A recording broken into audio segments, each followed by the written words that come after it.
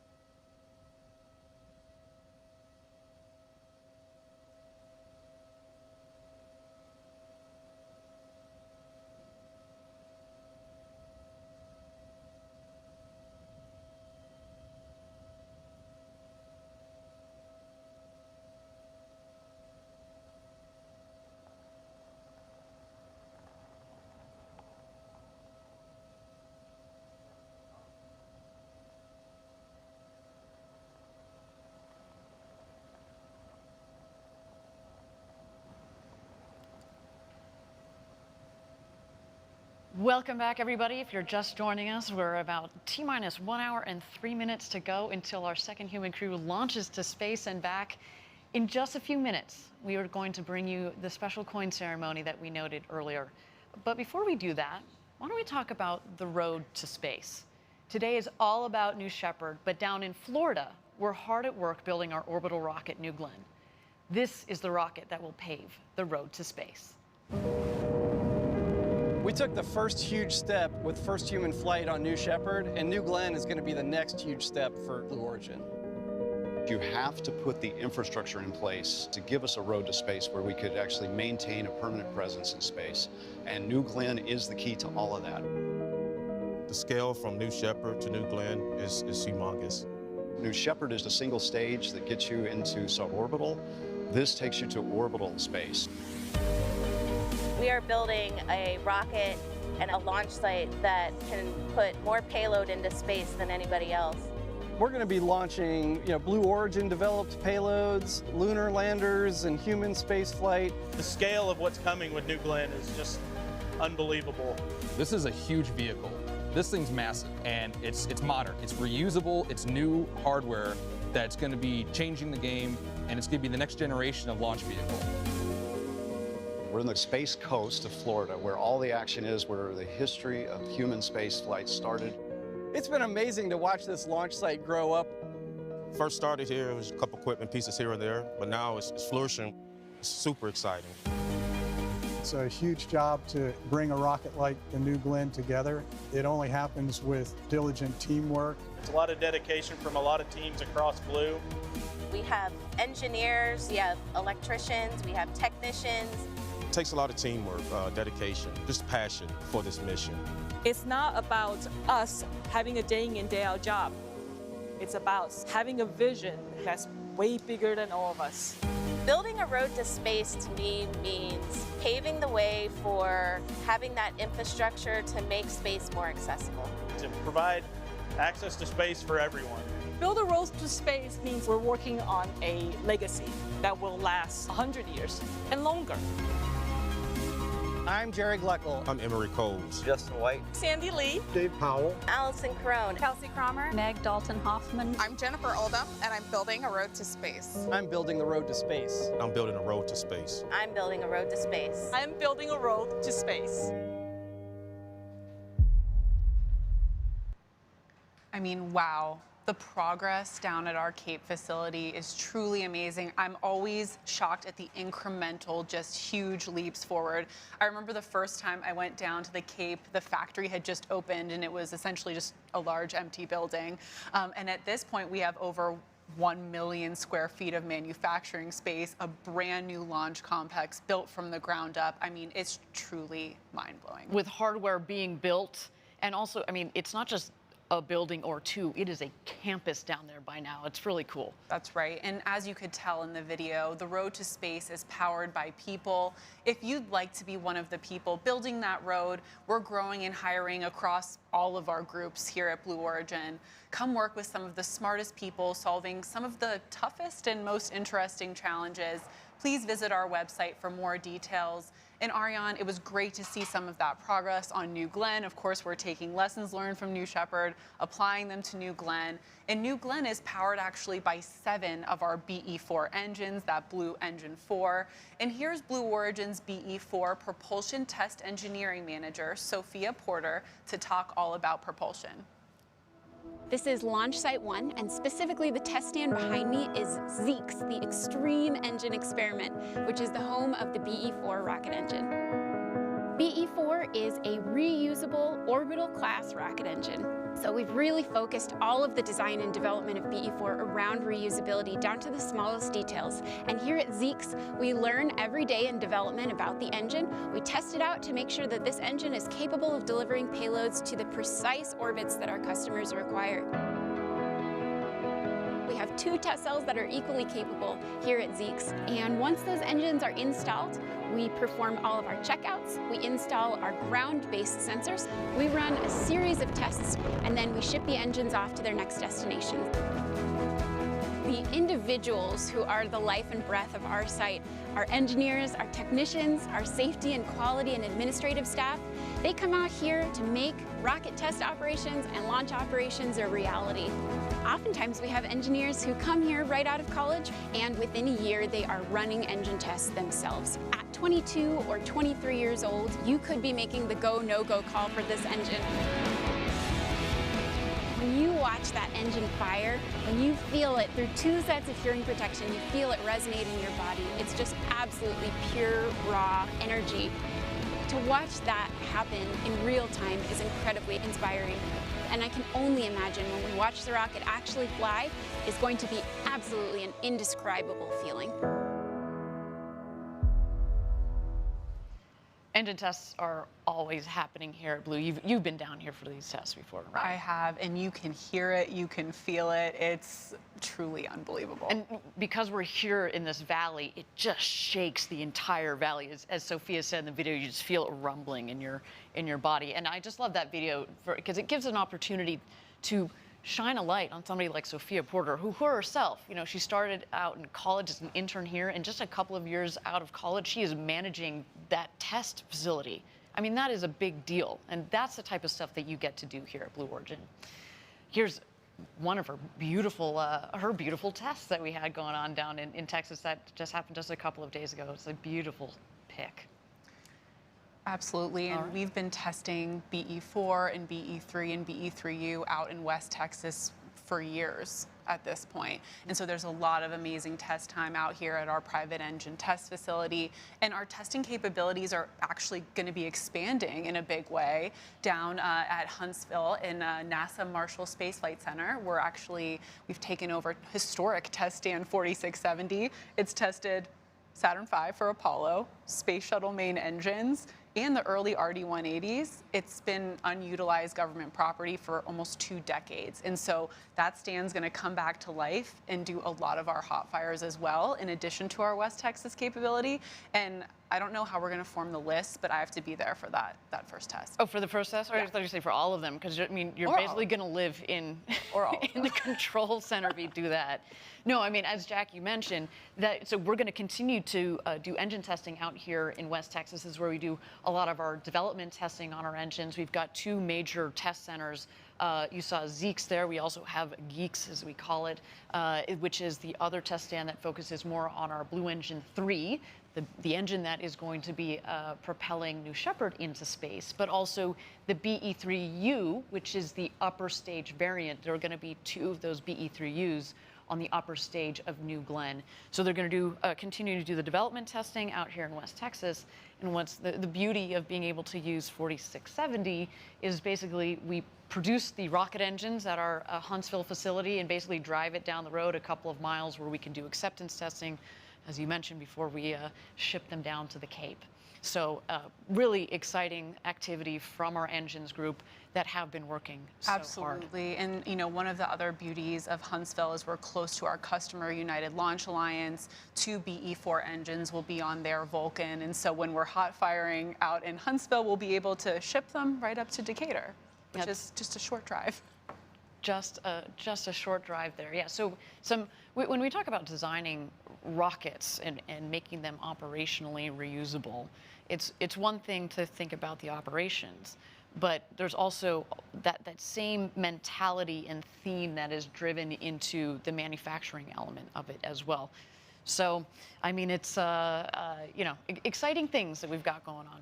All right, we are at T-minus 54 seconds to go. T-minus 54 minutes and 30 seconds. Excuse me, got a little bit more time than that to go until launch. My understanding is that crew member 7, Sarah Knights, is ready for the special coin ceremony to seal their training and get them underway. Why don't we watch that now? Who's going to tell us when we're... Oh, we're on. Okay, fantastic. All right, astronauts, I have one last special thing for you. This is a challenge coin that I have right here. Challenge coins have a long history, but classically they're awarded to show that you belong and that you've achieved something of particular interest, right? This is only awarded by crew member 7 to astronauts who have passed training and are just about to fly on New Shepard. All of you have passed with beautiful colors over the last couple of days. And it's my very great honor to present this to you for your flight today. Each of you are just helping us take that step on the road to space and to enable a future where we have millions of people living and working in space to benefit Earth. And you are one of these very few very first explorers and adventurers taking that path with us. So I am giving this to you today so you can put it in your flight suit pocket. Take it with you on your historic journey as you go up. And with this, you are go for launch on New Shepard. All right? Congratulations, Chris. Thank you. Wow. Congratulations, Glenn. Thank you. Congratulations, Audrey. Can you read that, Glenn? Congratulations, Bill. Thank you. Maybe if you can hold it in. All right. Heads we go, tails we go. That's beautiful. You'll be known in history for taking a pioneering first step. Well, that was really special to watch. Touching. And incidentally, once that crew flies past the Kármán line, that internationally recognized line of space, they'll be recognized by the world as astronauts and will soon be receiving another special recognition item, their astronaut wings. So also flying to space with each one of those astronauts, in addition to the coin they're going to put in their flight suit, is a postcard from Blue Origin's Club for the Future. Each astronaut made their own postcard during training. Yeah, and you can see them here. That art is pretty impressive. I definitely couldn't do that good of a job. My artistry peaked at about age 7. So Stick this figures are about my ability. There's also thousands of additional postcards flying in the capsule with our crew today. To date, we've flown and returned over 137,000 postcards to all of you out there who've participated. Keep sending them. We'll keep flying them. So while we're talking about Club, we wanted to give you an update on a few of the 19 nonprofits who received a $1 million grant from Club for the Future. In aggregate, these organizations are collectively impacting tens of millions of students each year. And it's not just sparking their imaginations, but it's materially impacting their education and ultimately their passions. And this is done through immersive curriculum, access to experts, and opportunities to fly payloads like on New Shepard, and much more. Why don't we take a look at the latest from several Club for the Future partners?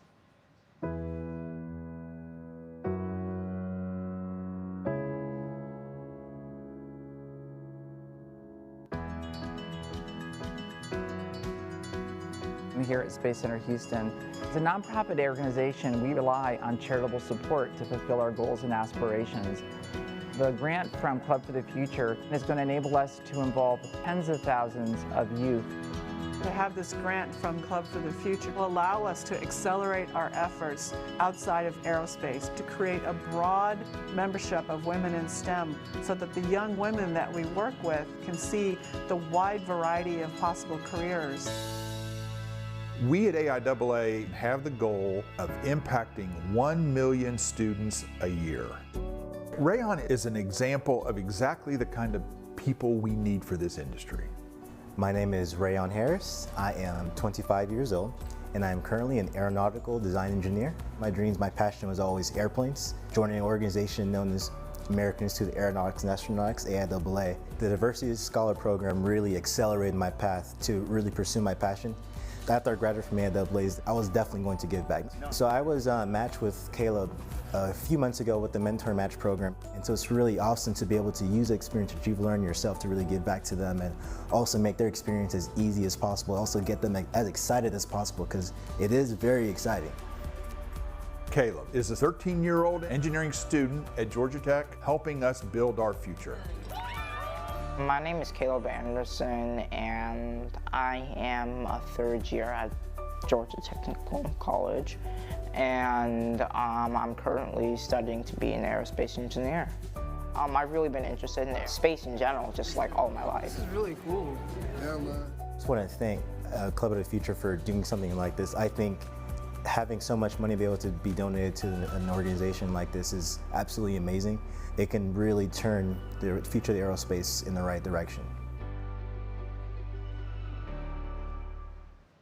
I love hearing those inspirational stories from Club and their partner organizations. I mean, Rayon and Caleb in that video? Pretty impressive. Keep up the amazing work, you guys.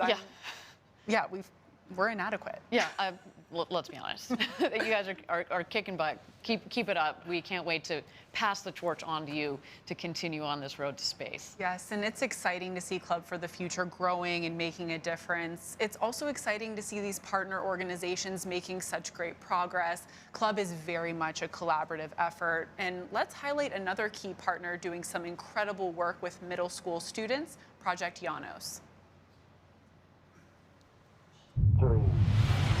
Project Janos, you are go for launch.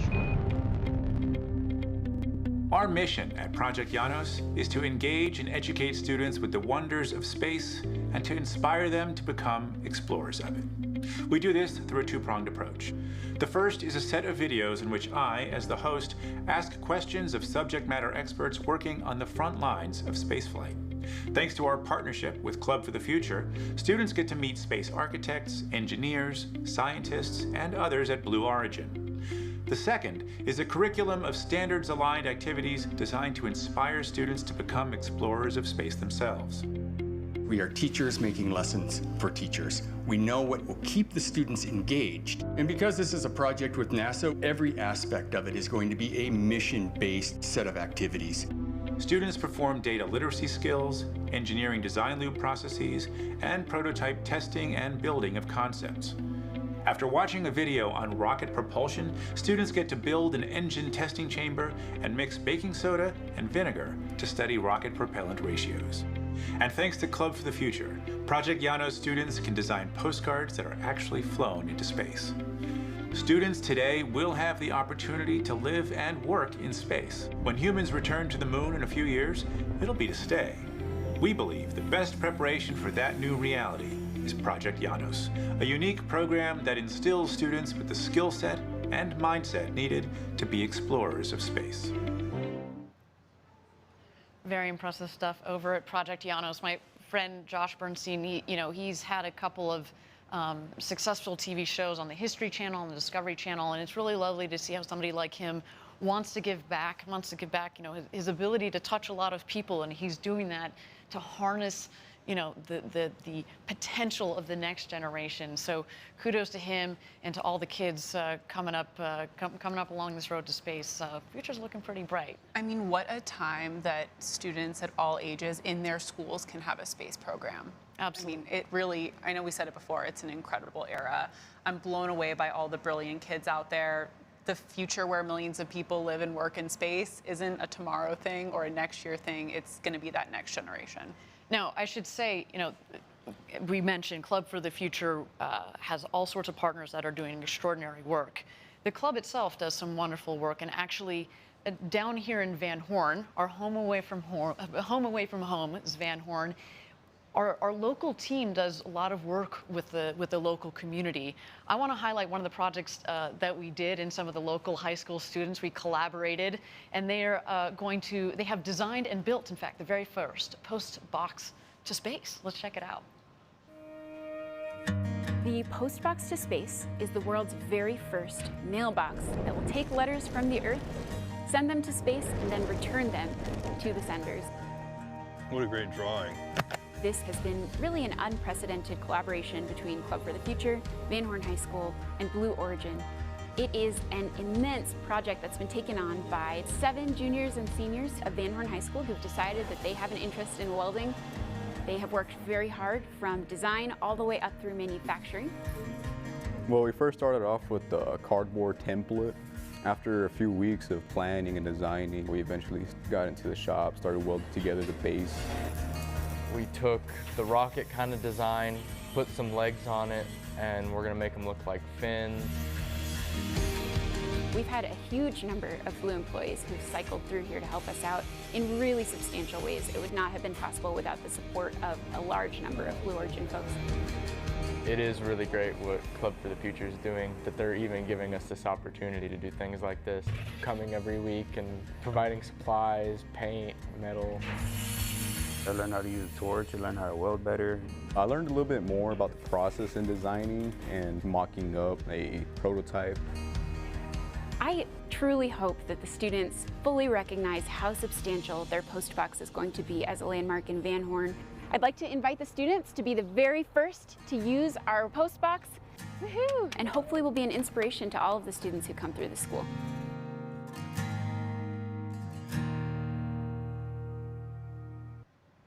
So great to see, again, the hard work that our team down here in West Texas does, not only on testing rocket engines and launching rockets, but also giving back to the community. As I said, the relationship that we have is wonderful. It is home away from home. It feels really nice. The people here are always very welcoming. They see us walking around in our Blue Origin gear, give us high fives. It's a wonderful place to be. It is. I drove past the post box to space the other day and just loved seeing that new landmark in downtown Van Horn. It was really awesome. All right, we are at T-minus 45 minutes to go until launch. We are on a brief hold here. We've said it before on webcast prior. We want to make sure that our teams are all aligned. I do understand that our astronauts have made it into the Rivians. There they are. And look who their chauffeur is. None other than Jeff Bezos, also in his flight suit. Jackie, this makes me a little bit concerned. You had a hypothesis that Jeff might just stay on the rocket. That's not the plan for today, just to be very clear. He's ready, though, if that opportunity arises. And he's, again, from having flown just a couple of months ago on our first human flight, of course, with his brother Mark, with Wally Funk, national treasure, Wally Funk, as well as our first astronaut customer, Oliver Damon. He's got some important knowledge to impart upon our next crew here. Look, they're having a good conversation in there. Absolutely, and we'll have to ask the crew how many stars they would give Jeff for his driving performance. What is his rating? We'll have to check in on that after. Well, look, I mean, if it starts with the wheels there, I mean, the Rivian is a nice ride. Talk about rocket ships. So have you been in one yet? Did you get a chance to? I haven't. I've driven past them, but I have not had the opportunity to be inside. It is no blue cocktails for me, no being inside the Rivian. We're going to work on these things, Jackie. We're going to work on these things. But no, I mean, it really is. The first time I got in one, the gentleman who was driving was like, "You might want to put your head back against the seat." And I was like, "What are you talking about? It's fine." He goes, "No, I'm serious." And he accelerates, and we're like, "Oh, we are out of here." It is so much fun, those cars. So yeah, some pretty sweet rides. Rub it in more. Sorry, Jackie. Again, we're working on it. All right, we are continuing to be in a hold here. We've said it before. You know, we spent years designing and building these rockets, months designing these missions, and if we need a couple of minutes there, that is, to get the teams aligned, then we're going to take them. So with that, why don't we take a look at New Shepard out on the pad as she awaits her astronauts in their Rivian chariots to bring them out to the pad.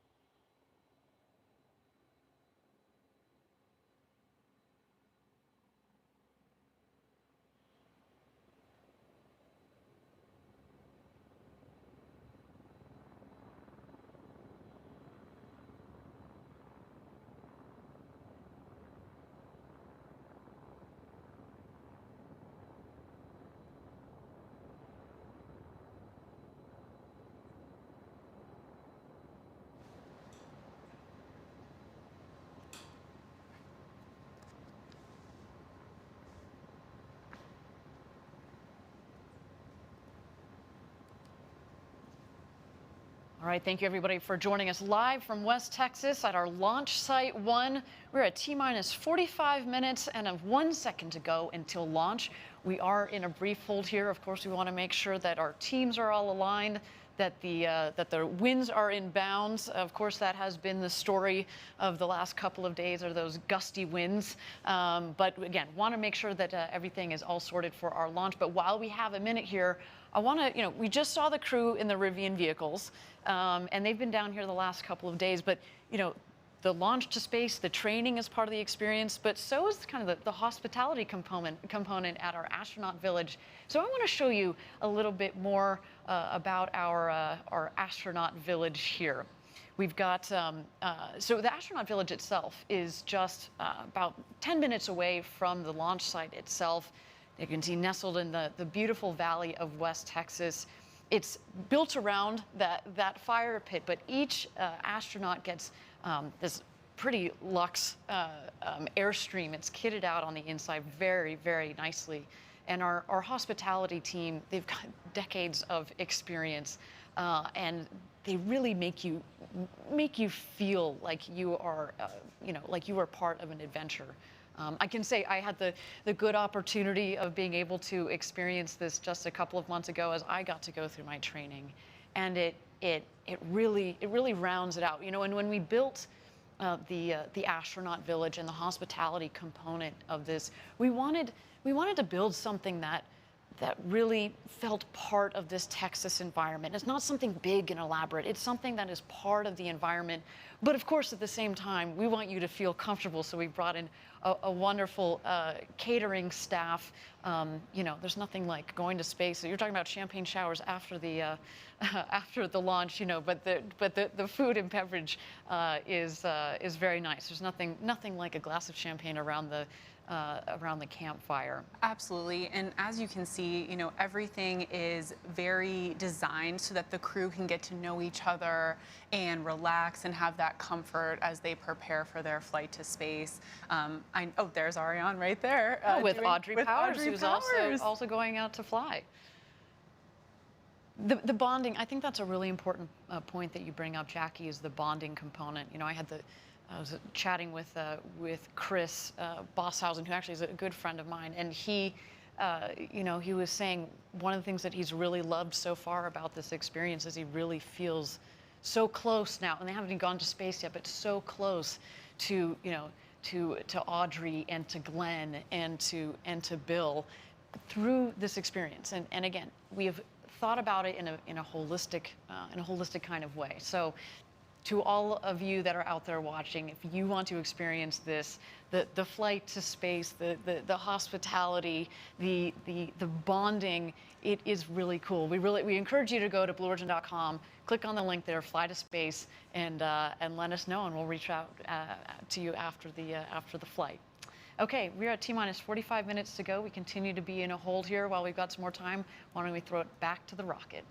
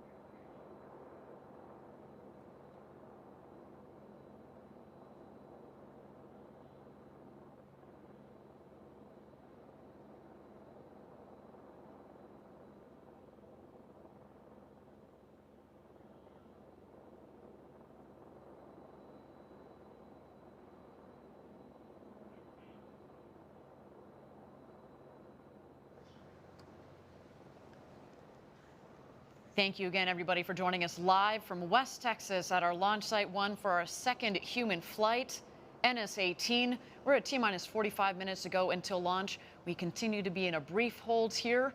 Well, if you got some time, let's continue to watch our beautiful New Shepard rocket as she awaits her astronauts.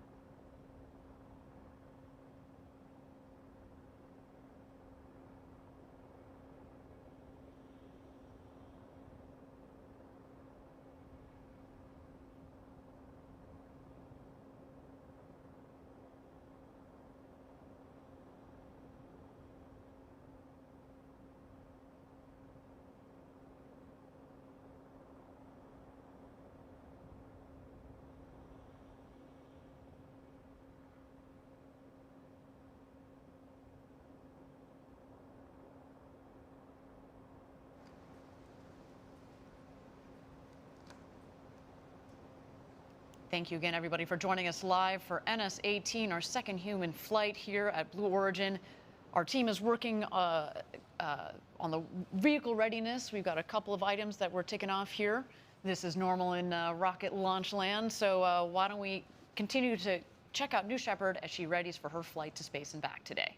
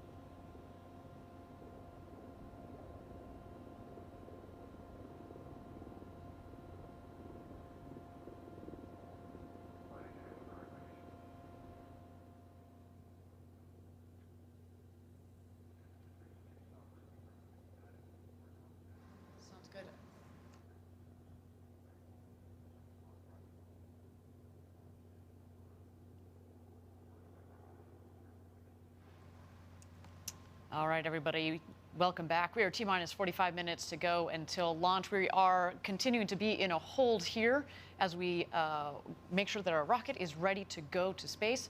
Otherwise, everything else looking good. We are going to continue to watch New Shepard on the pad as she ready to go to space and back today.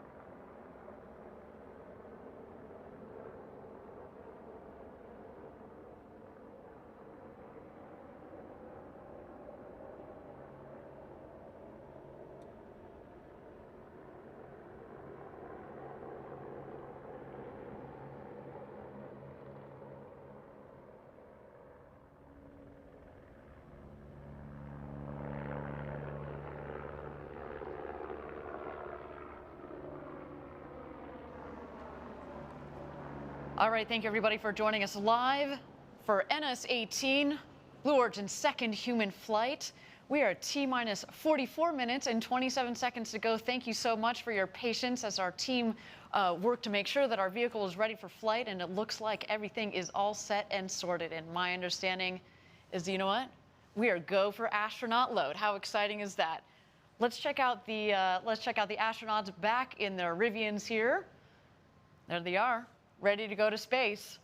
You see in the back left, that is Audrey Powers. In the front right, there's Chris. Smiles and waves. Smiles That's what we and like waves. to see.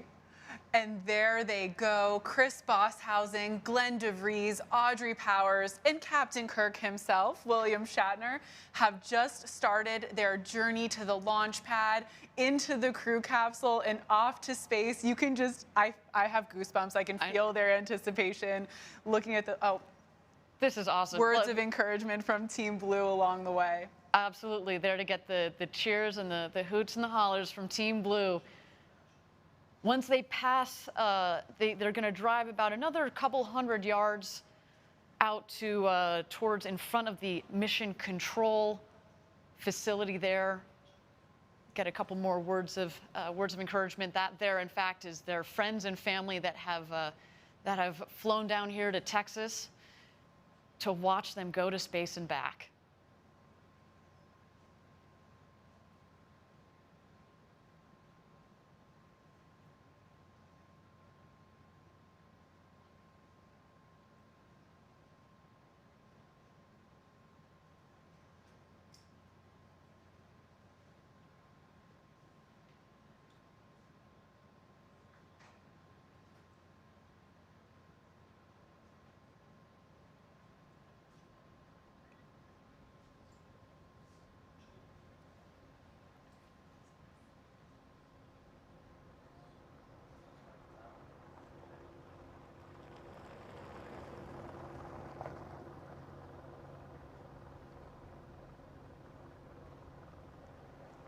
And here they come. They are approaching our mission control center.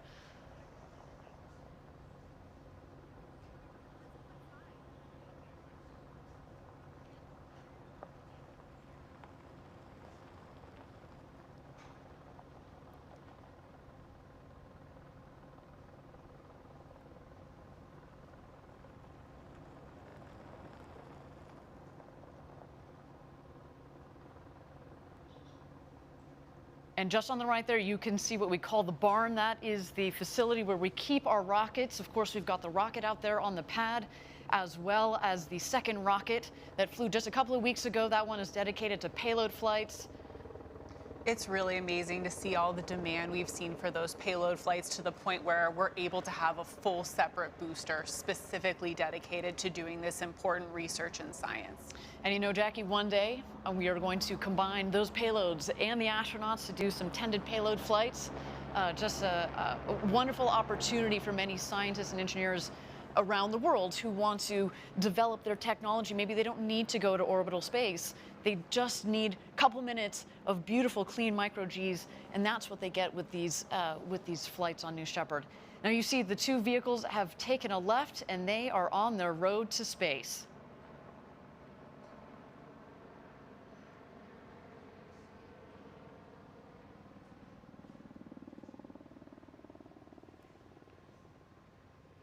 Jackie, I can tell you from having done the astronaut training just a couple of months ago, so I got to do everything minus get inside of a rocket that was up on the launch tower. But we did all of this because we had to coordinate it, of course. And the drive out there, there's this interesting mix of adrenaline, because you're basically harnessing and containing your own adrenaline, and you're trying to kind of level it out. But it's also very peaceful, right? It is this 2-mile road that goes out to the launch pad, out to the rocket, and you're there with your thoughts. You know, these 4 astronauts have been thinking about going to space for a long, long time, and this moment is here. I have to know what was on the playlist when you drove down the road to space. I know that mine would have an excessive amount of Pitbull. I don't know if that's a little too hype for this experience, but hopefully they're listening to some Rocket Man or something. Yeah, exactly. Rocket Man was definitely on the playlist as we head out there.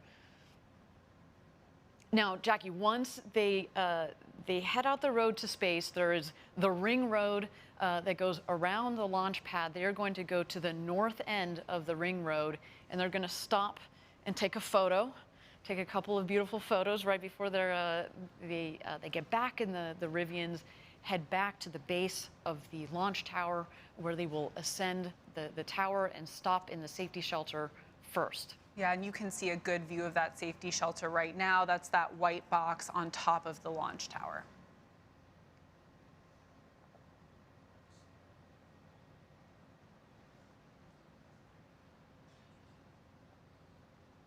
You can tell the pensive look they're all taking in the moment, as they should. I can only imagine being in that. I see all smiles from astronaut Powers, so that's very exciting.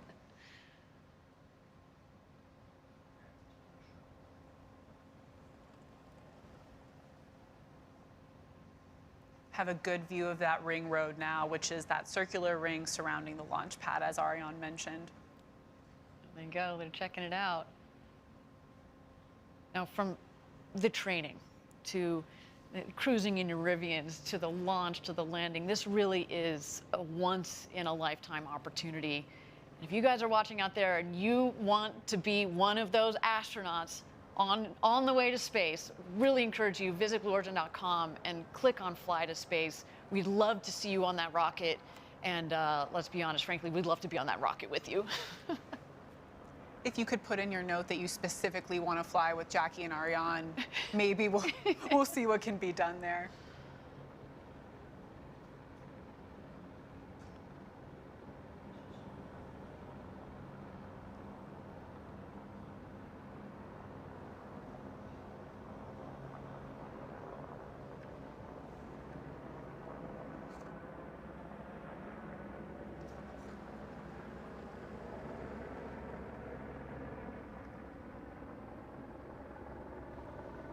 The astronauts are getting out of their Rivian, getting those smiles ready for that ring road crew photo.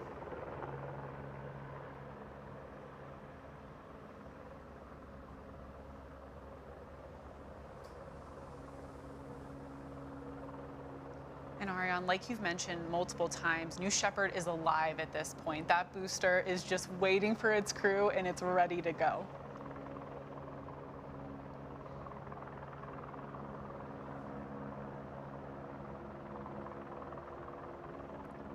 On the right of this shot, you do see Sarah Knights, our crew member 7. She's going to accompany the crew up to the tower and make sure they're situated in the capsule in just a little bit here.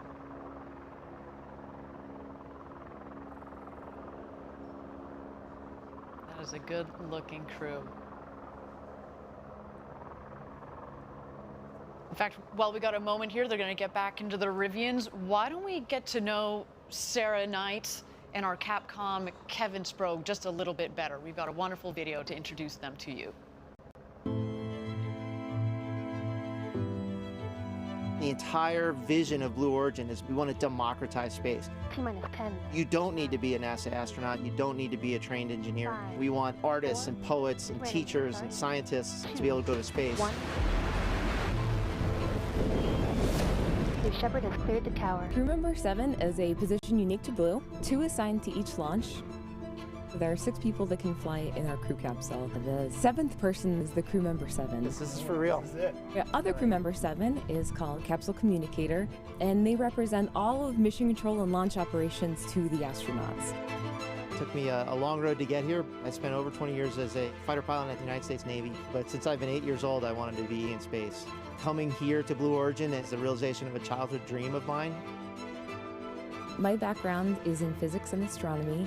I went into STEM education. I was a teacher for many years. And when the position opened up at Blue, I knew that was me. The fact that I'm crew member 7 and the visible point of our entire team It's such an honor. The ascent descent position is crew member 7 is part teacher, part trainer, and part guide. They're embedded with the astronauts. They're truly a member of the crew.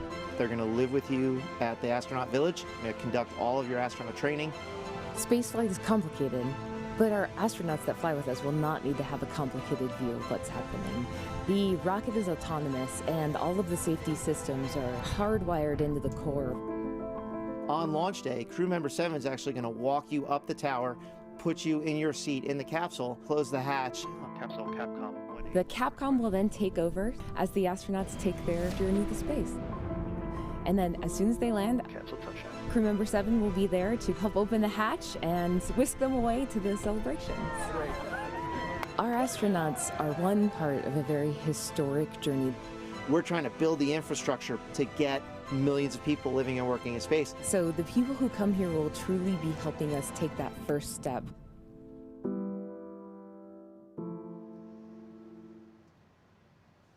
They are in wonderful hands with Kevin and Sarah. You can say that again. I mean, you know, with Kevin's military background, that discipline, the rigor. You've got Sarah with her academic background.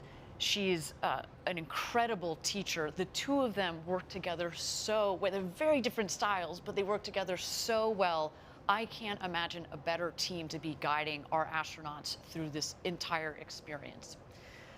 Thank you again, everybody, for joining us live. If you've just joined us, we're at T-minus 33 minutes to go until launch, our second human flight. Our astronauts are ascending the tower here, as you can see. We've got the great William Shatner. We have our Blue Origin's very own Audrey Powers, as well as our two customers, Glen de Vries and Chris Boshuizen, who are ascending the tower as well, and they are being greeted and hosted up the tower by our founder Jeff Bezos. So an incredible morning for all of them, as well as for us at Blue. Cannot wait. It's the same energy that we felt down here just a couple of months ago when we had our first human flight. And let me tell you, this doesn't get old. When you put people on board a rocket, this doesn't get old. And I can tell you, you know, I'm very close with Audrey Powers, of course, as a close friend and colleague. I've known Chris for over a decade. It's not just putting people on board, but when you know them, I'm having a moment myself, honestly. And when they take off, it's I'm glad you guys are going to be watching the rocket, because I might lose it a little bit. I do have to say, also know Audrey very well and got a chance to talk to Glen a little bit. And actually, Glen and I are both Carnegie Mellon alumni. I had to toss that in. I know. Tartans in space, we have to. And I know that everyone, Glen's from New York. Everyone in New York is watching, and his adopted Pittsburgh family, I'm sure, is watching as well. So it's very personal seeing this crew fly today. Well, and in addition to, Chris is the first full Australian to fly to space. There have been other Australians, but they've been dual citizens. Chris is the first full Aussie to fly. So hello to all of our international viewers, especially those down under. We're so excited to have you joining us. And of course, to all the Trekkies out there that are joining us, thank you so much. It is a pleasure and an honor to be sending Captain Kirk to space today. This is going to be a really, really cool moment. And when I say, it comes from all of us, there you see a shot there just a moment ago of mission control. They are, focused, and it's a very disciplined team that has been trained over months and years in the case of many of our team members there. Right, and they're led today by Nick Patrick, flight director, NASA astronaut. They're in very good hands. And here we have the crew. They're entering the shelter just to await their ingress across the bridge, then the gantry, and of course into their seats in the crew capsule. Each of our astronauts is looking great and ready to fly today in those Blue Origin flight suits. Fantastic. So you see Sarah Knights at the bottom of your screen, our crew member 7. She, in just a moment here, is going to go, she's going to leave the shelter. She's going to go out across the bridge, just check in with the tower crew, make sure that we're all ready to go. And then she's going to come back to the shelter and take the astronauts out to the rocket.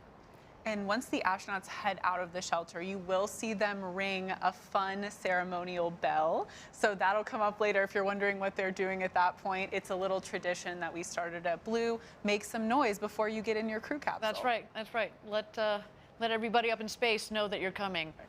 They can't hear you up there. Just as a reminder. But hey, we are at T-minus 29 minutes to go here. Why don't we take a moment and check out New Shepard as she awaits her astronauts.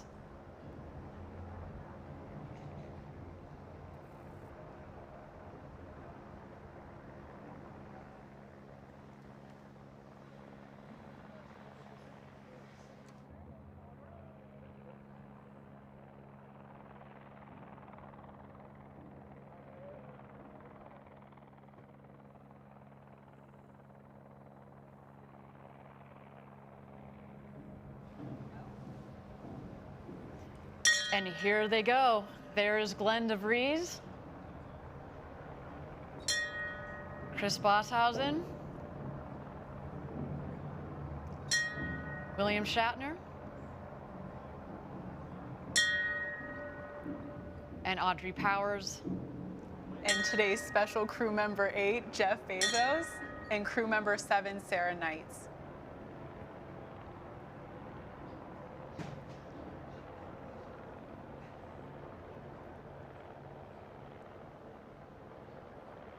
There we have our awesome tower crew ready to welcome them. There you see Audrey giving some hugs to the tower crew. She is, of course, our vice president of mission ops for New Shepard, so of course she knows the whole team very intimately. A lot of the team today are launching their boss to space. First Jeff, now Audrey.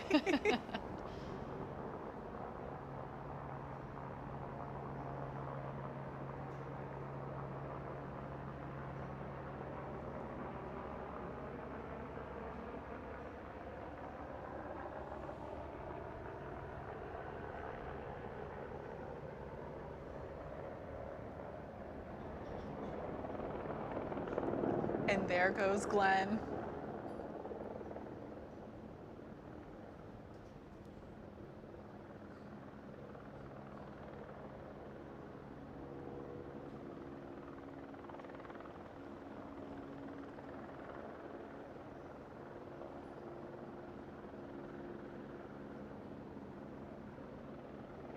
Into the hatch he goes. All of this is very carefully coordinated. You practice this many times during the rehearsal. You go in, walk in, you kind of walk clockwise around the escape motor, which is in the center of the capsule, and take your seat. That, of course, then you harness in. You have practiced this many times during the training, and then you'll have crew member 7, Sarah Knights, in this case, who's going to come around, make sure you're properly harnessed in, and make sure things are nice and tight. Yeah, and Ariane, I know you've mentioned me before, you board from the highest seat number first, and then the seat number 1 is the last to board, which is, of course, Audrey Powers today. And there goes William Shatner. One last photo op before he enters the capsule. What a surreal moment. Captain James Tiberius Kirk is boarding our Blue Origin spaceship. Ariane, I know you've discussed your astronaut training extensively. Now, obviously buckling the seatbelt is a very important part, and they've practiced this at this point, what, hundreds of times? I don't know about hundreds, but certainly dozens and dozens of times. You can do this, as I've said before, upside down, inside out, upward, backwards and forwards. And by the way, it's important that you can do so. This is probably the easiest moment. A little bit more complex is, of course, when you're getting back in your seat after you've been up there at 0G to get the harness, to get into the harness, and then, of course, buckle it properly. But again, under the guide of Sarah Knights, they know how to do this. I was actually asking them earlier, who is the fastest at it, and they said, of course, Audrey Powers was, because she's done this even more than they have, so she had kind of a leg up on them. There is Chris Boshuizen in the window on the left, and there goes Sarah Knights, our crew member 7, into the capsule to do last-minute harness and safety checks on the astronaut. There is Audrey on the left.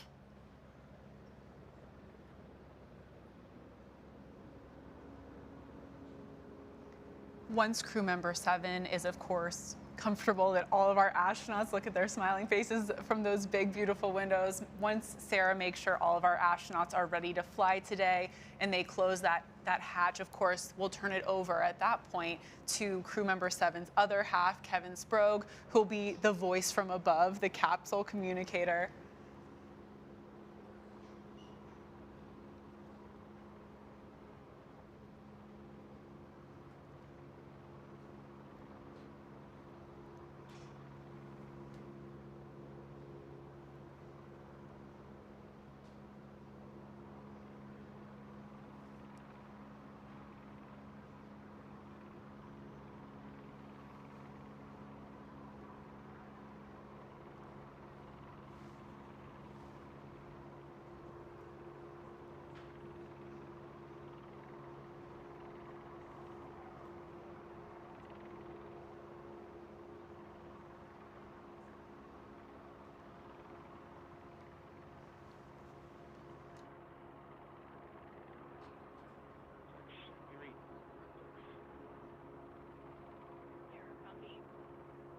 Blue Control has first step loud and clear.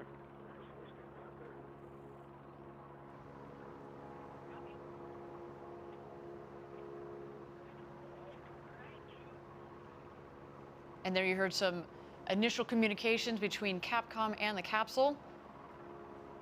There goes Sarah Knights, making sure the harness is nice and tight. We see just in the corner there the hands of Glen de Vries. Quick thumbs up. 2 big thumbs ups, yes. I had the chance to chat with him just a little bit the other night, and it was wonderful. I said, you know, Glenn, what do you think you're going to think about once you're harnessed in? And he said, as much as I've been dreaming about going to space since I was a little kid, until you were up on top of that rocket, harnessed in, he's like, there's only so much mental preview of it that you can actually get. He said, he almost just pulled a blank. He said, I don't know, but I cannot wait for that moment. Glenn, that moment has arrived. You and your 3 co-crewmates are about to go to space and back. I hope you are taking every mental note there is. And I loved one thing from that interview that Chris and Glenn, our customers, both actually said when they told their family and friends that they're going to go to space on New Shepard. There was pretty much a universal, well, finally. It's about time. It's about time. You've been talking about this pretty much since birth, so we're really happy to hear that this day is finally here for Chris and Glenn, and of course, Audrey and Captain Kirk. Glenn even said, he's like, you know what? I haven't heard from a couple of friends since kindergarten, and they've reached out to me and they said, yeah, you were talking about this when you were 5. Can you imagine? I think Glenn mentioned one of his special guests is his middle school classmate who had to be here to see this day finally happen.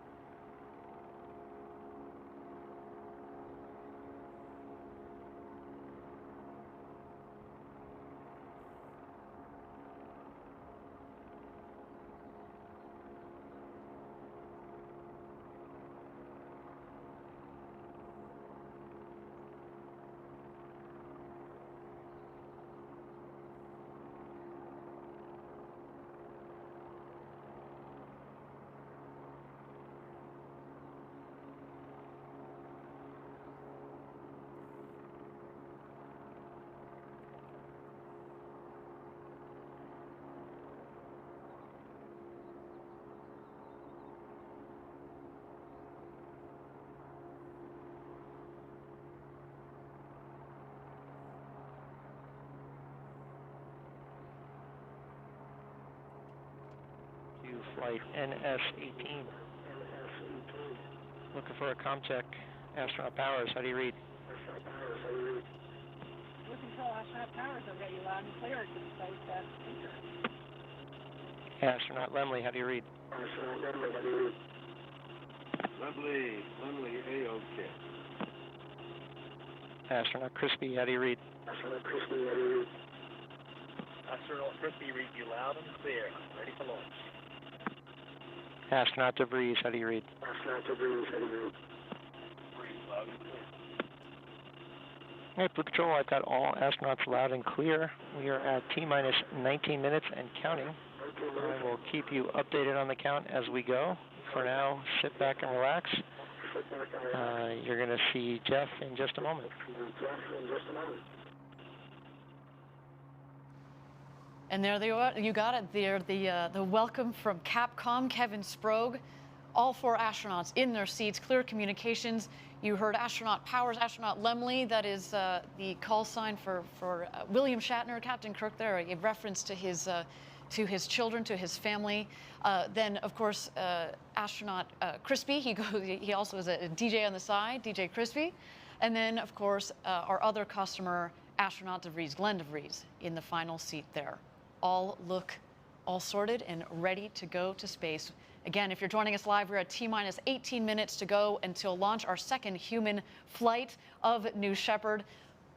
Just another extraordinary day for obviously our customers, for our astronauts, but for Blue Origin. Thank you all for joining us from around the world for this event. We've got a couple more minutes to go. Why don't we toss it back to the rocket and check out New Shepard as she continues to be ready for launch this morning.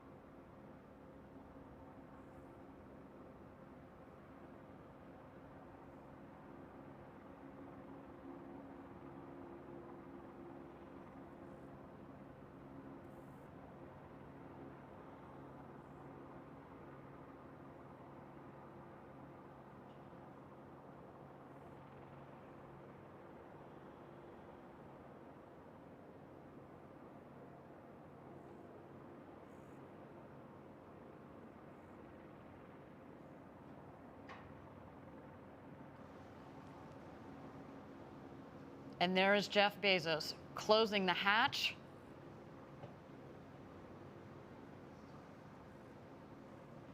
Jeff, of course, now an experienced space traveler himself. I'm sure he imparted some wise words for our astronauts. Of course, he and his co-astronauts on his first flight had a ball up in space, and maybe he gave them a couple of tips on how to toss the Skittles just right. It's all in the wrist. It's all in the wrist. I'm still surprised he got out of the RSS first step. Yes, yes, it's true. We do indeed only have 4 astronauts in there today. I know he had such a good time. That was a question, but no. So there you see him crossing the bridge. Our tower crew doing some final checks on the capsule. The capsule hatch actually has a redundant system in it, so it is closed. They're going to do a pressure test, make sure the seals are all working correctly. And this vehicle, what's really nice about it, obviously they've got their sweet flight suits, right? Because you got to feel like an astronaut when you go up into space. But at the same time, though, it's a pressurized vehicle, so it's a shirt sleeve environment. They don't necessarily need that. What they also don't need is a helmet, because we wanted our customers to get this full unencumbered experience and to be able to appreciate the view and the sounds, or the lack thereof, that is, of space once you're up in space. And so, again, Everything about this capsule has been designed for the human spaceflight experience. All right, we are at T-minus 15 minutes to go here. We are in a brief hold. Our 4 astronauts are in the capsule and ready to go. Let's continue to watch New Shepard as she gets ready for her flight to space this morning.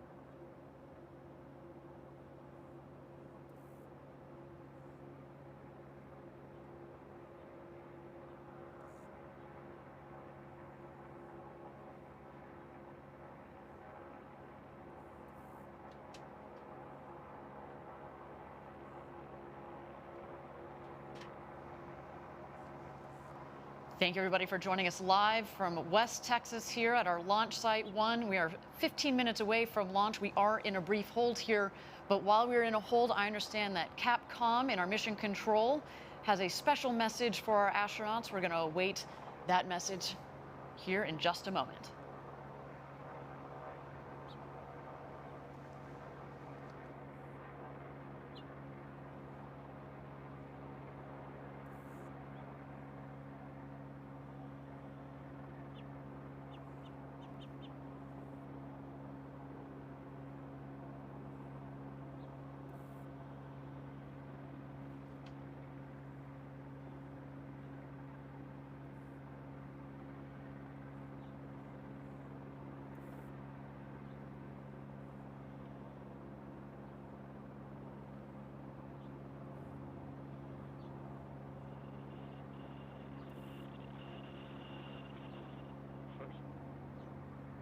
I've got a surprise for you today.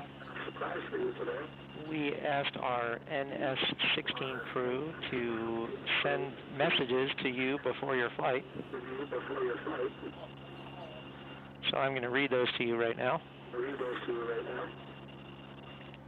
New Shepard astronaut Oliver Damon says, "Dear NS-18 travelers, you have probably been playing this moment over and over in thoughts and also quite often in real life in the case of Mr. Shatner. But now the moment is there, the moment you're really going to space, and I can assure you that it will be better than your best imagination. No day passes by that we don't look back on this journey without having a smile from ear to ear.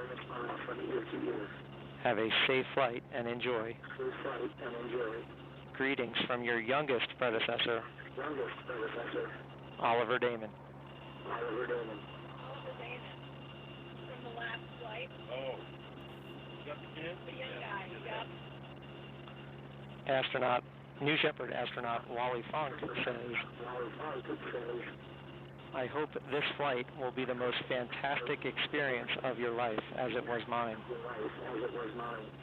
Take time to enjoy every aspect of this journey, from liftoff to touchdown.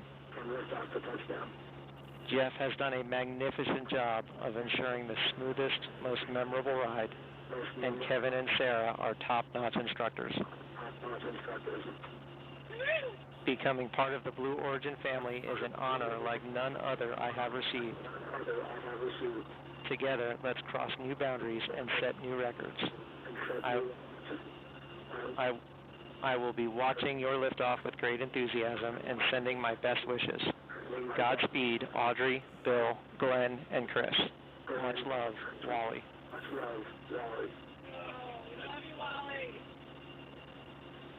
New Shepard astronaut demo, whose real name is Mark Bezos, has this to say.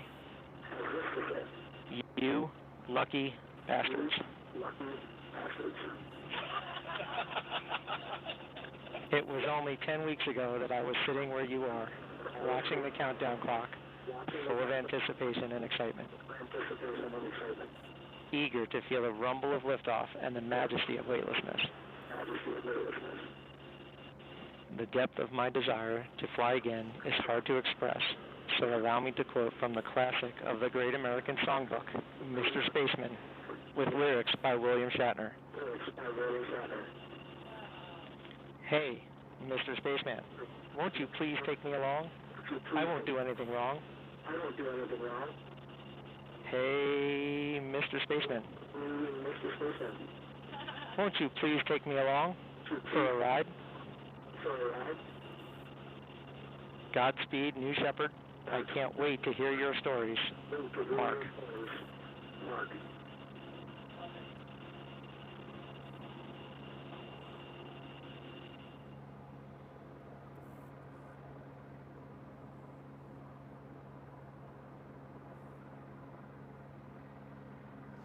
What an absolutely special moment from today's second human flight crew, hearing from our first human flight crew, those words of encouragement from Oliver, Wally, and Mark Bezos, the crew before this amazing community of Blue Origin astronauts. And I loved that part in one of the notes where they said, look, when you go on one of these flights, you become part of the Blue Origin team and really the Blue Origin family.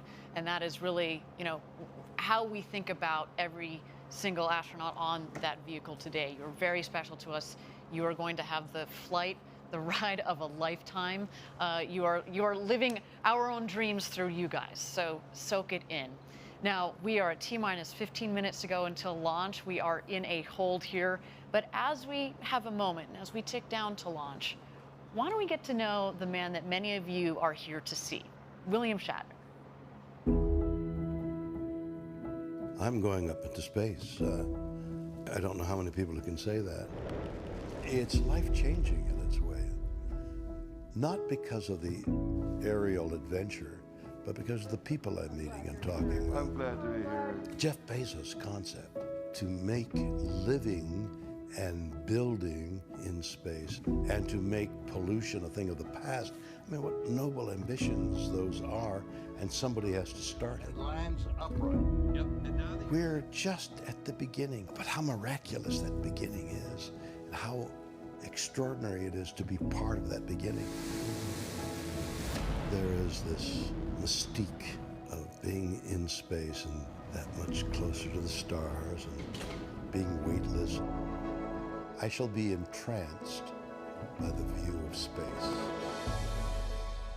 I want to look at that orb and appreciate its beauty and its tenacity is sustaining this life of ours, which allows us to look with awe and wonder at the miracle of space. There is an adventure in my life that I would not have had I not done this. And it looks like there's a great deal of curiosity about this fictional character, Captain Kirk, going into space. So let's go along with it and enjoy the ride.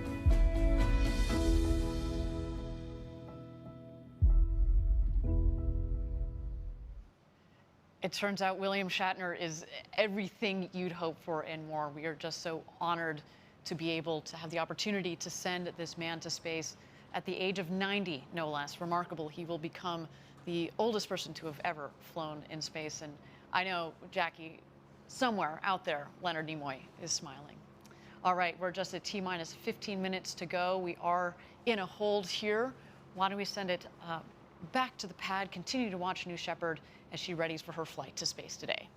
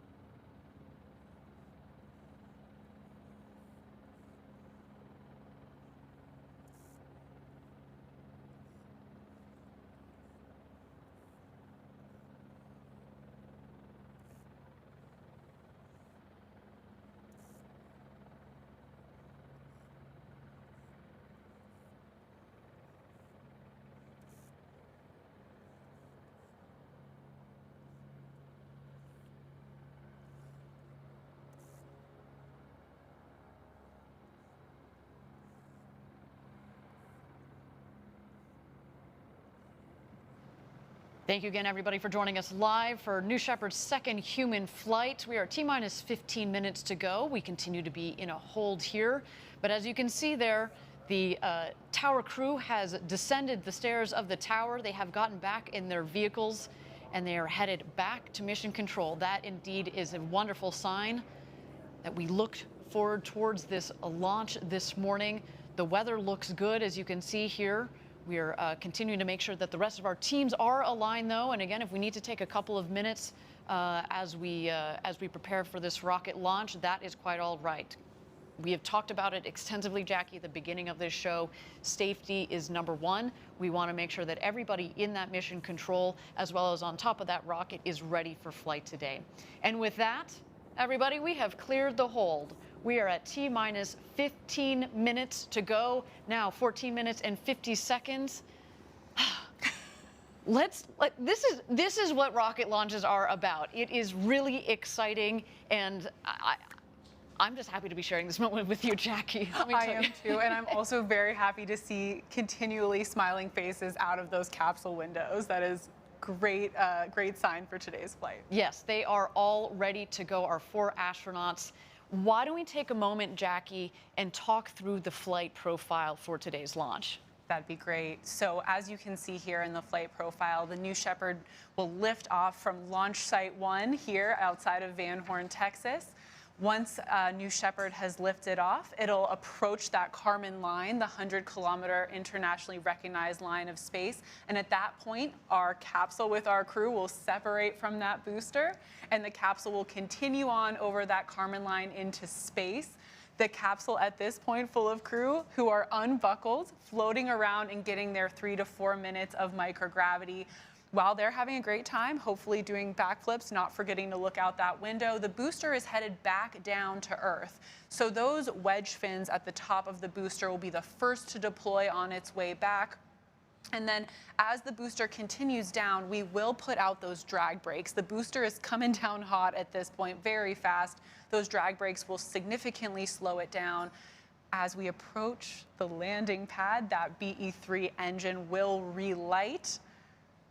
It will hover, which we often are asked if that's CGI. It is real, that hover. And then the booster will softly touch down in the West Texas desert. The capsule, meanwhile, on its way back to Earth. The first thing to happen here is those drogue parachutes will deploy, slowing down that capsule, followed by the beautiful big main parachutes. And then just before that soft touchdown, we do fire some retro thrusters. They do kick up a bit of dirt out in West Texas, but that does ensure a very soft touchdown of about 1 to 2 miles per hour for our crew out there. It really is a soft landing back down here in the West Texas desert. And as a reminder, you know, this is the standard flight profile. We are now in full customer operations, but we have tested this flight profile and vetted it across several flights over the last several years. We had 15 consecutive flights, remember, before we decided to put people on board. We wanted to make sure that we understood not just the vehicle in nominal conditions, but to really push the envelope and stretch the vehicle to make sure that it was a robust vehicle for our customers. And of course, you heard about how we think about safety and development throughout the culture, but also in the operations, manufacturing, et cetera, from Andrew Lake, who joined us on the show a little bit earlier. All right, with that, we are at T-minus 11 minutes and 50 seconds to go until launch. Our 4 astronauts are in the capsule, harnessed in. We see Audrey Powers on the left. You can't quite see it, but going clockwise, we have William Shatner, then Chris Boshuizen, and Glen de Vries in the capsule, all ready to go for launch as we tick down here. Let's take a moment, continue to gaze at our beautiful rocket as she prepares for flight this morning.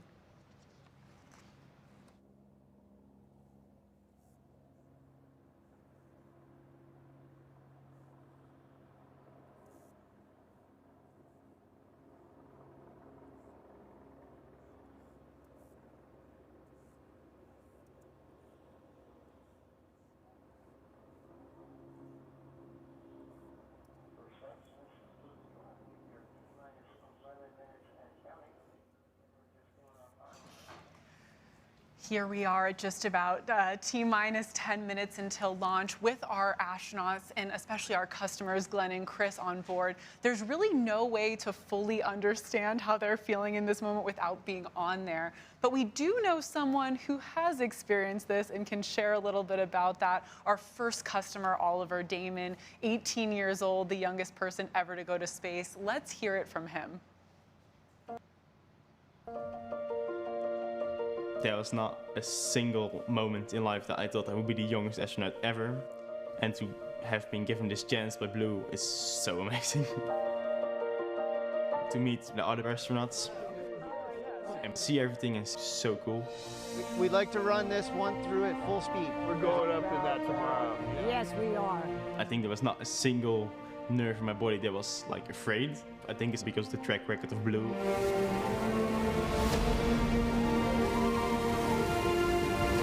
The launch and the power of the G's, like you're going up to the sky. And of course the weightlessness.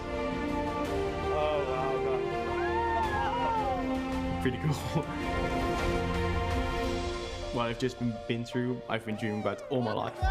Let's hope that many, many more people can do this. Because this experience you should share with more and more people. It's so amazing.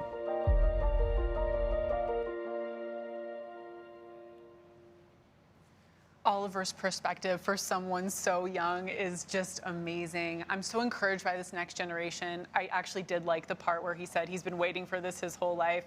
He's substantially younger than me, so I'm still a little bit jealous of Oliver. We're at T-minus 9 minutes until our second human launch, awaiting the go, no-go poll. Channel 1 and UHF for the go poll for terminal count and launch. Capsule. Go. Booster. Go. Ground. Go. Safety. Go. Capcom. Go. Engineering. Go.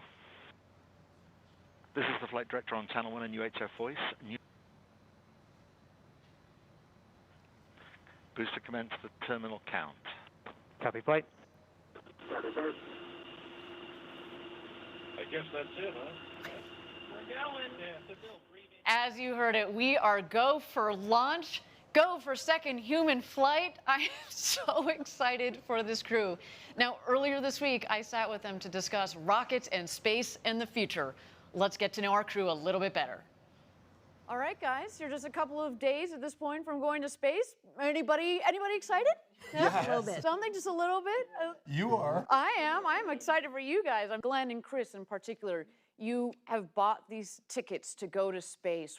Why? Yeah, the ticket is for the view. The ticket is to really get that understanding of what it's like to see Earth from that perspective and feel like we're part of this tiny little planet and this little civilization that frankly has a lot of work to do to make Earth work better, to make it more sustainable. And I want to carry that feeling that we're going to get from that view back down with me and hopefully turn that into making the world a better place. And frankly, I think being able to do that is something that can not just be great for those of us who have the privilege of being able to do this now, but will fuel this industry that will allow us to have as many people as possible on the planet see that, and everybody benefit from the things that are going to come out of space and space technology. Yeah, I mean, this is, for me, for personally a lifelong dream, but I realized that, space is opening up for everyone. This is the beginning of a new era, right? The first 60 years of space exploration with the domain of governments. You had to be a space superpower to send highly trained astronauts into space. And Glen and I are just regular citizens flying up. It's amazing that this is happening. I think in about 60 years, we'll look back at this year and go, this is the year the doors finally open for the human race to go to space. Fantastic. And Audrey, we both have talked about going to space for such a long time. What do you want to do with this experience? Well, to inspire I others? can't wait to get back to everybody at Blue and have them pepper me with questions. The folks who have designed this vehicle and tested this vehicle and just have them ask me everything they want to know about what it's like when you're up there. And my nieces are coming to watch this, and they're teenagers, young kids now, and they're just absolutely mesmerized by this kind of stuff. My friends' kids are all, their Girl Scout troops are calling, and so I can't wait to talk to all them. Fabulous. And Bill, we'll end with you. You have inspired so many for so many generations. For For the kids and the young people that are going to be watching this launch and who might want to be space explorers one day, do you have any words for them? Well, seriously, the truth of the matter is this whole Blue Origin thing is based on the idea of building industry above the Earth and taking that pollution out of this planet, out of the immediate planet, and putting it up there. That's got to be the future of the Earth, and the Earth is dependent on that and the youth. So the two work hand in hand, and so it's very important that the young people of today know that that up there is the future, and to work towards that for the improvement of the Earth. Fabulous. Well, thank you all for coming on this journey with us as Blue Origin, but thank you for inspiring others, and also as we go forward coming out of this, continuing this inspiration. So thanks, guys. Good luck. Godspeed. Wow, well, some great perspectives from a crew that's clearly more than ready to fly to space today. Well, we are just under T-minus 5 minutes until liftoff, so things are getting real. Things are getting really real. And what I really loved about that video is this crew gets it, right?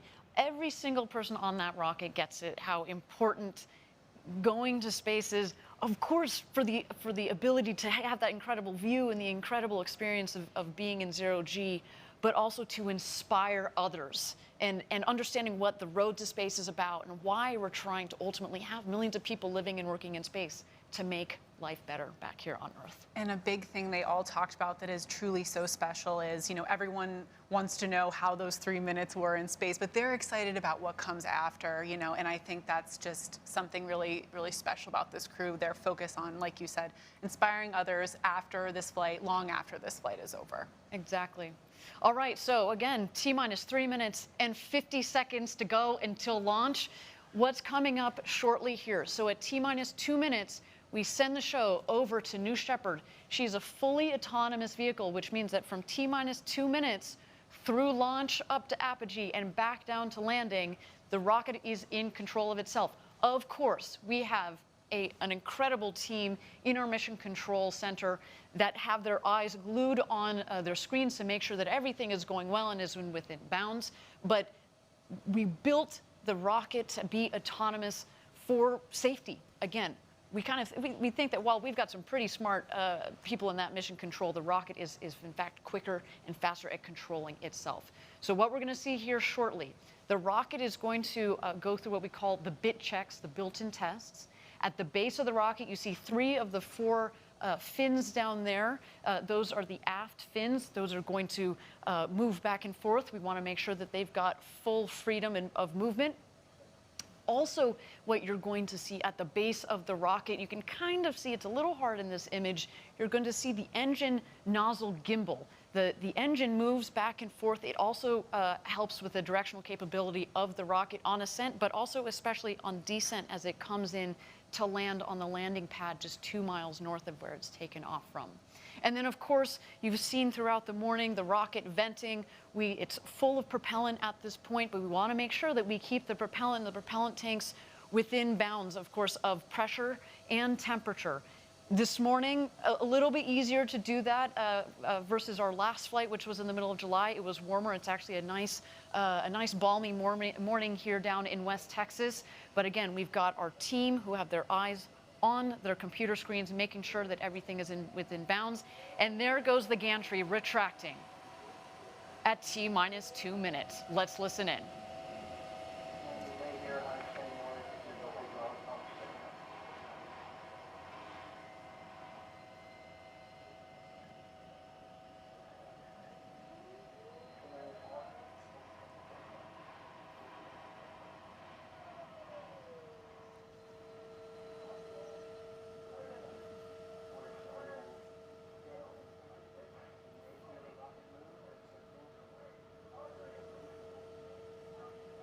There go the aft fin checks at the base of the rocket.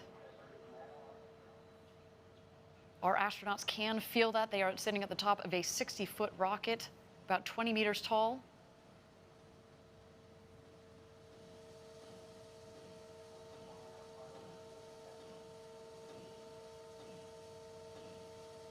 T-minus 1 minute. And there you can just see slightly there the gimbaling engine at the base of the rocket.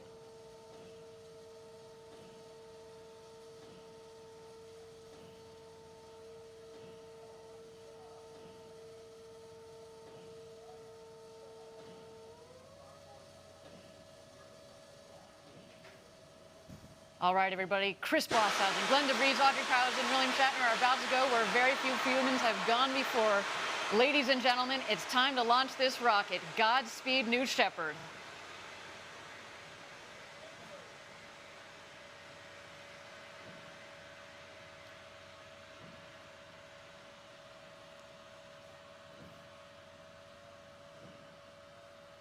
Minus 10, 9, 8, 7, 6, 5, 4. Command engine start. 2, 1.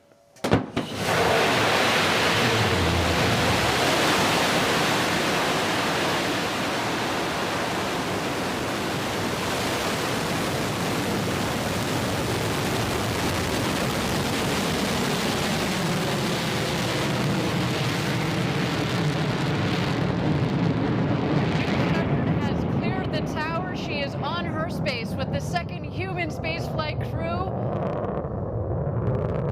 What a launch. We are on our way to Max Q, the first milestone here on its flight to space.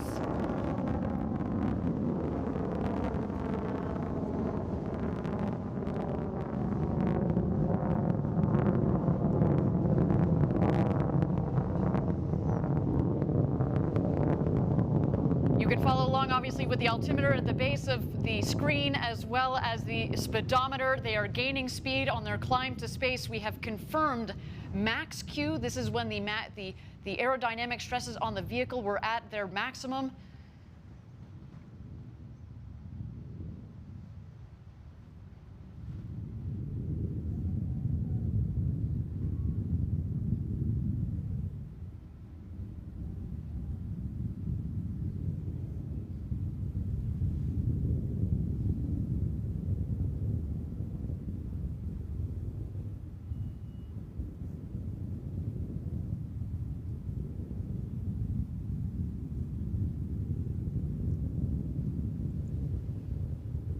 Thank you again, everybody, for joining us live for New Shepard's second human flight with Audrey Powers, William Shatner, our customers Glen de Vries and Chris Boshuizen on board. They are well on their way to space. So far, a nominal flight, a clean burn on our Blue Engine 3. New Shepard giving them a beautiful flight to space this morning.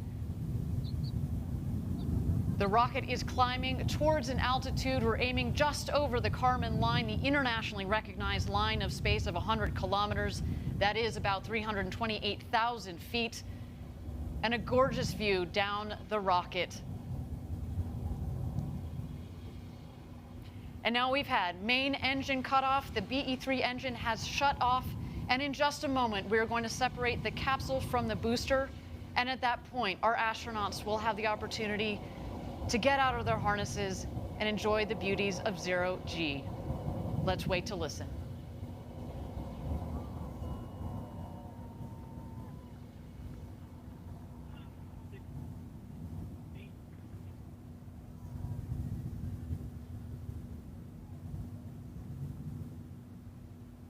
And there you can see a clean separation between the capsule and the booster.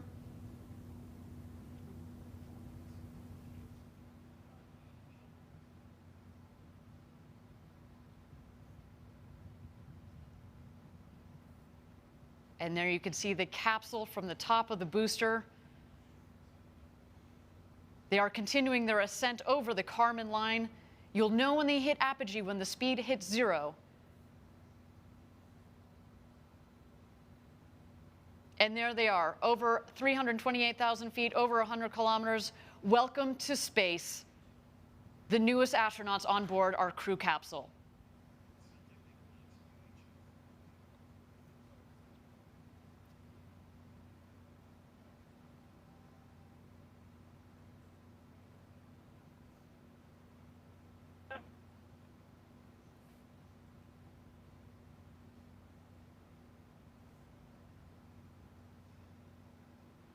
And there they are. They have just about hit their apogee. at about 351,000 feet. And while we don't have apogee, I can just imagine Jackie, they are having the time of their lives.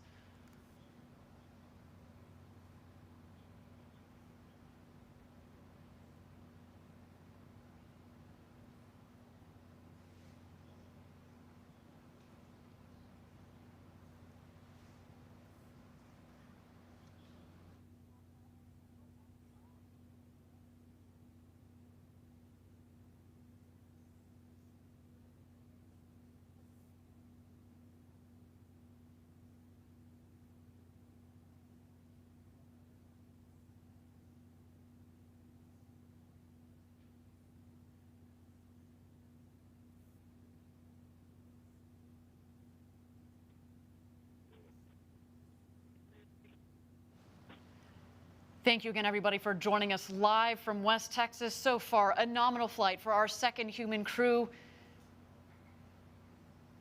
So exciting, Jackie, to have sent Captain Kirk himself, William Shatner, to space. I cannot wait to hear his commentary upon return, as well as our two customers, Chris Boshuizen from Australia, to all the fans tuning in from down under. A big shout out to you guys, as well as Glen de Vries and our very own Audrey Powers. They are coming back home. The booster, of course, is going to beat the capsule back home. It is more aerodynamically shaped, of course, at the base of the capsule. It's kind of a blunt end, so it's less aerodynamic. What we're going to see coming up shortly is at the top of the rocket, we have the ring fin.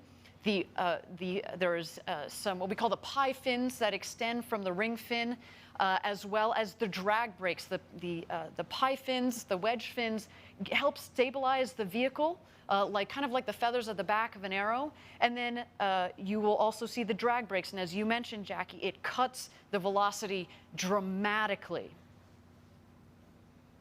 There you can see the wedge fins are out.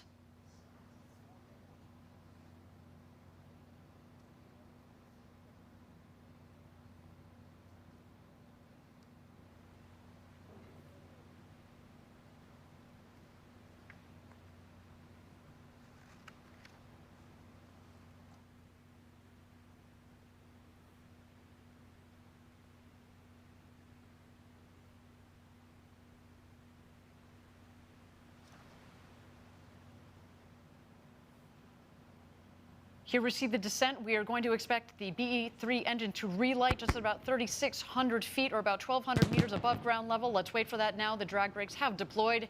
And here we come, New Shepard.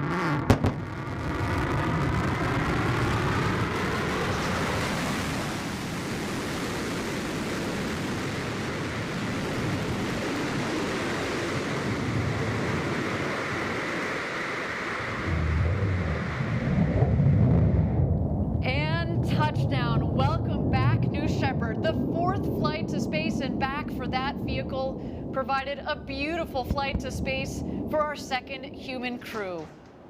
Wow, that gets me every time we do this live down here in Texas. The sonic boom is so cool. Drag brakes are folding back in, as have the wedge fins. Just looks like you could fuel her up and go again. What do you think, Jackie? And even when you know to expect the sonic boom, it still catches you off guard every time. Talk about a rumble. A beautiful sight of our New Shepard rocket there in the West Texas desert. But of course, the show is not over. The capsule is descending. We are waiting for first the drogue chutes to deploy. Those are very much like the guide parachutes. They will subsequently be followed by the main parachutes that will first reef and then fully inflate. And there go the drogue parachutes.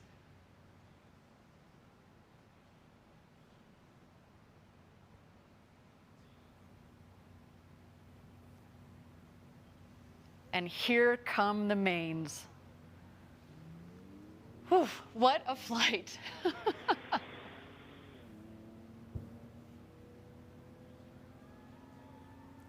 You can already start to hear the cheers from outside our stage here in West Texas.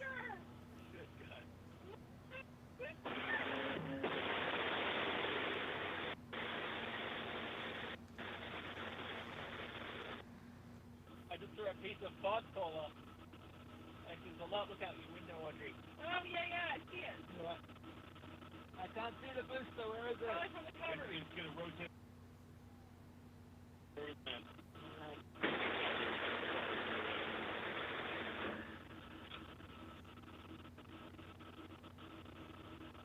I want to find that pod and take it home.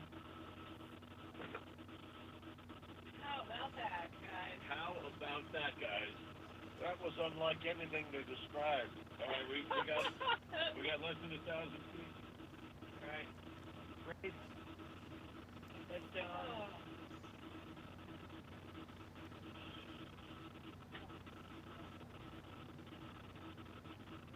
And here comes our crew back into the desert. Newest astronauts 5, 96, 97, 98, and 99. That's unlike anything you'll ever feel. Stand by touchdown. Stand by touchdown. Stand by touchdown.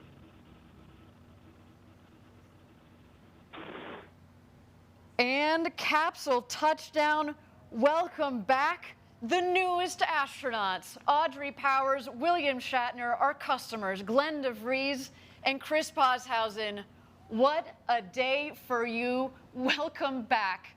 I cannot wait to talk to them, Jackie, and just get what they experienced up there this morning. What a clean and beautiful flight from the rocket for our astronauts. What an absolutely stunning flight. And I also loved hearing that audio of them on their way back about how this experience was for them, and I can't wait to hear their stories. Well, you heard William Shatner say, this is like nothing I've ever experienced before. So coming from a man who in theory has experienced space Who for has decades. gone warp speed and traveled the entire intergalactic universe. This was like nothing he's ever seen before.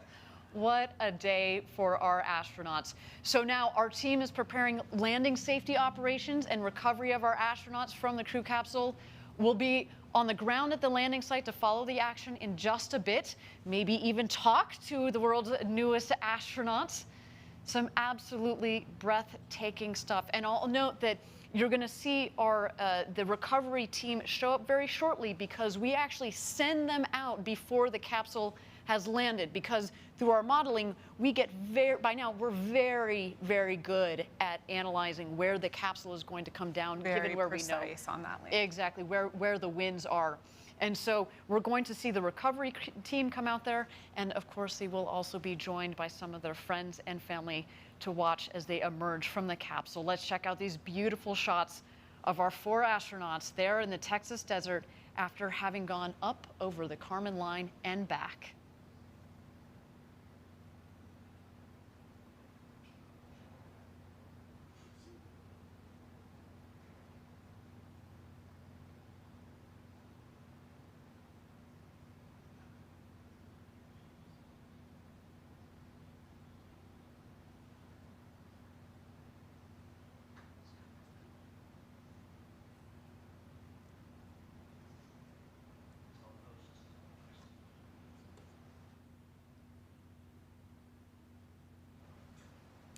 And here's some beautiful shots of our 4 astronauts in the capsule awaiting the recovery team. I understand from Capcom that they have had communications with those 4 astronauts, and they have all given the thumbs up that they are doing A-OK after an exhilarating flight to space and back. Awaiting that recovery team in that champagne shower, which Yes. I'm now regretting that we don't have any champagne for ourselves, Ariane. That feels very unfair after this show. There's some waves from our astronauts there.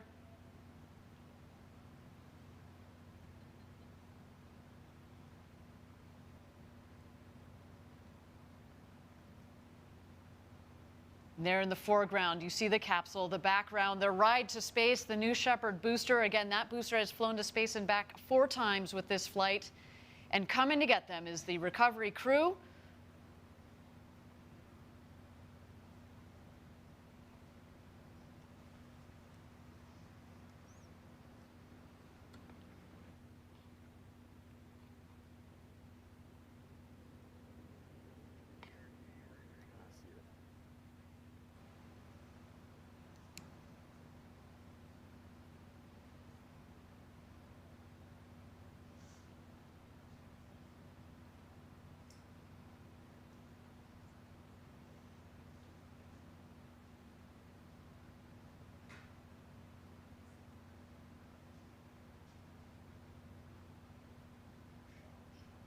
And Jackie, you can see there, again, beautiful shots of the capsule. The parachutes actually have fallen pretty close to the capsule itself, meaning that there isn't a lot of ground wind out there.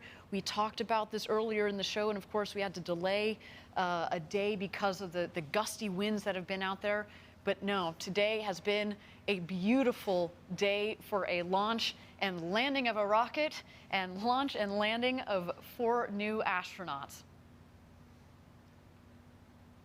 I know we were talking to Chris a couple days ago, and he actually flew that USB full of music from around the world to space. As you mentioned, he's a DJ. So of course we have our new astronauts. We have our Club for the Future postcards that have just returned from space. And of course, you know, some of the personal items like this awesome USB full of music. I wish we could be playing some of that right now. Well, you probably will soon. Actually, Yes. you know, as we mentioned, Chris Boshuizen has kind of a side gig as a DJ, DJ Crispy, and he actually released an album on Friday, and I can't wait to see what he does with that music. Some musicians on board too. Of course, William Shatner. Everybody knows him as an actor. He also sings. I think that's one of the most beautiful things about what we're doing at Blue Origin. Again, opening the door to more people to go to space. Yes, the scientists, yes, the engineers, but now the artists, poets, singers, DJs, let's just see what they create coming out of this experience. We have said it before, going to space changes you. We've talked about the overview effect, and I can't wait to see how the stories that come out of, and the art that comes out of this. All right, we now have Sarah Knight going around the capsule, getting the thumbs up from each of our astronauts.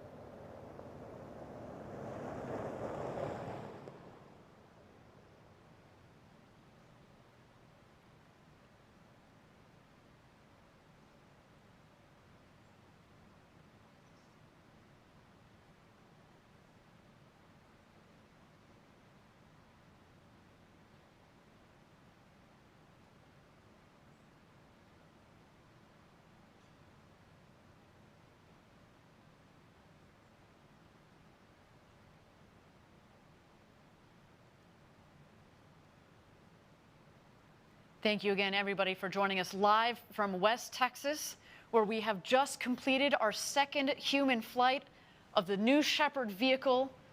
Our crew on board, the great William Shatner, now who has become the oldest person to have ever flown to space at the ripe age of 90 years old, our very own Audrey Powers, as well as our 2 customers, Glen de Vries and Chris Boshuizen. Our recovery crew is out there and is about to open the hatch. There is our founder, Jeff Bezos, giving the big thumbs up.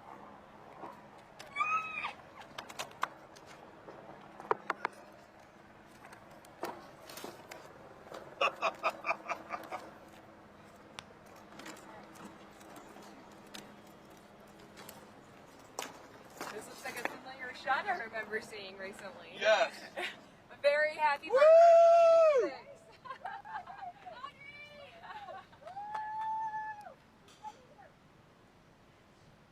And here come their friends and family.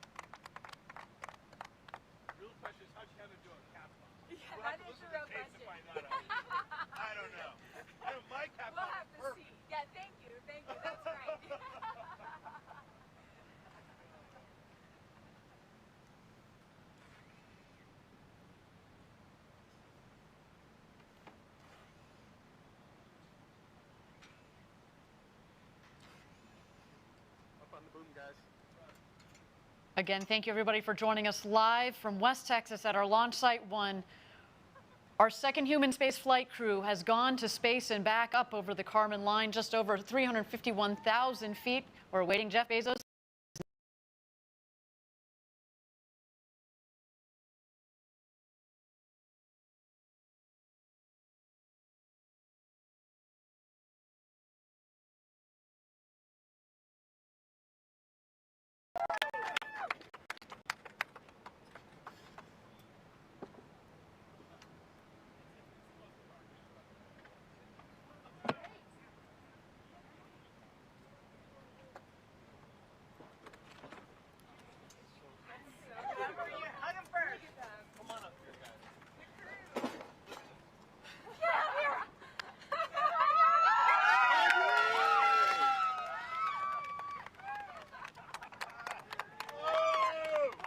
There's Audrey Powers, a big hug from her sister.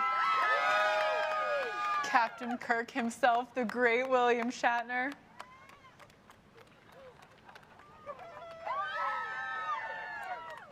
Our customer, Chris Boshuizen, the first full Australian citizen to go to space and back. And Glen de Vries.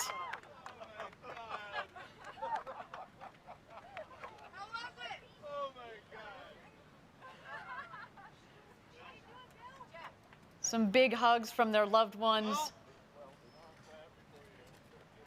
In a way, it's indescribable. In a way, it's indescribable. That's what I thought. You have to work on it. It's so hard to describe. You have to work on it because not only is it different than what you thought, it happens so quickly. You know what the impression I had that I never expected to have is you're shooting up and this new sky. Come here. I want one. I want to hear this. Here. You want a little of this? Okay.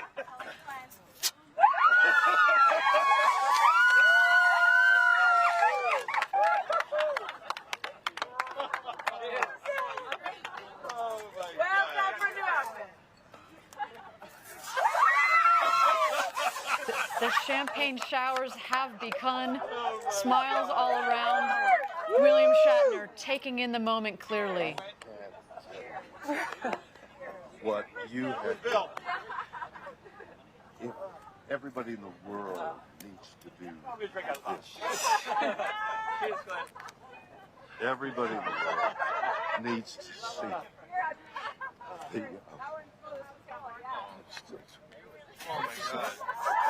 it was unbelievable. Unbelievable. I mean, you know, the little things of weightlessness. But to see the blue cover go whip by, and now you're staring into blackness. That's the thing. The covering of blue, this sheet, this blanket, this comforter of blue that we have around us. We think, oh, that's blue sky. And then suddenly you shoot through it all of a sudden, as though you whip off a sheet off you when you're asleep, and you're looking into blackness, into black ugliness. And you look down, and there's the blue down there, and the black up there, and it's just, there is Mother and Earth and comfort, and is there death? I don't know. Is that death? Is that the way death is? Whoop! And it's gone. Jeez. It was so moving to me. This experience has been something unbelievable. You see, yeah, you know, weightless, my stomach went up, and I thought, God, this is so weird. But not as weird as the covering of blue. This is what I never expected. Oh, it's one thing to say, oh, the sky and the thing and the fragile thing. It's all true. But what isn't true, what is unknown until you do it, is there's this pillow, there's this soft blue. Look at the beauty of that color. And it's so thin. And you're through it in an instant. It's what how thick is it? We know. I mean, the atmosphere. Is it a mile? 2 miles? I mean, it depends on how you measure because it thins out, but maybe 50 miles. But you're going 2,000 miles an hour. So you're through 50 miles whatever the mathematics Fast. are. Yeah, really it's fast. like a beat, and suddenly you're through the blue. And you're into black. And you're into, it's mysterious and galaxies and things. But what you see is black. And what you see down there is light. And that's the difference. And not to have this, you have done something. I mean, whatever those other guys are doing, what isn't, I don't know about that. What you have given me is the most profound experience I can imagine. I'm so filled with emotion about what just happened. It's extraordinary, extraordinary. I hope I never recover from this.